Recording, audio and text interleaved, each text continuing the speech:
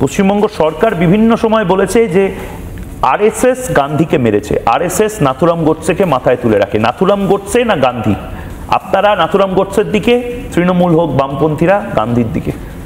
সম্পূর্ণ মিথ্যে কথা প্রকাশিত। তার সাথে তো নাথুরাম গোডসে যে গান্ধীকে মারেনি এবং নাথুরাম গোডসে যে ঘনিষ্ঠ ছিল আরএসএস, সেটা চুয়েছে। দেখুন, সঙ্গে সঙ্গে সর্দার বল্লভভাই প্যাটেল এবং তখনকার কংগ্রেস সরকার যে আরএসএস এর ওপরে নিষিদ্ধ করেছিল আরএসএসকে, তারপরে আরএসএসকে যখন নিষেধাজ্ঞা তুলে নেওয়া হলো তখন সরকার বলেছিল যে না, গান্ধী হত্যার সঙ্গে আরএসএস এর কোনো সম্পর্ক নেই। এখন যাদের বলছেন যে সরকারি খরচায় আরএসএস এবং গান্ধীজির এই মিথ্যে কথা বলা হচ্ছে যে গান্ধীজিকে আরএসএস হত্যা করেছে, 1966 সালে তখন ইন্দিরা গান্ধী প্রধানমন্ত্রী, তখন আরেকটা কমিশন করা হয়েছিল, কাপুর কমিশন।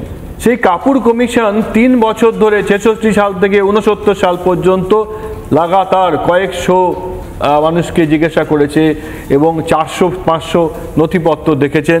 সেই সময় RN ব্যানার্জি, যিনি সেই সময়কার মানে হত্যার সময়ের ইউনিয়ন সেক্রেটারি ছিলেন, ইউনিয়ন হোম সেক্রেটারি ছিলেন, তার সঙ্গে কথা বলেছেন সেই সময় কাপুর কমিশনে।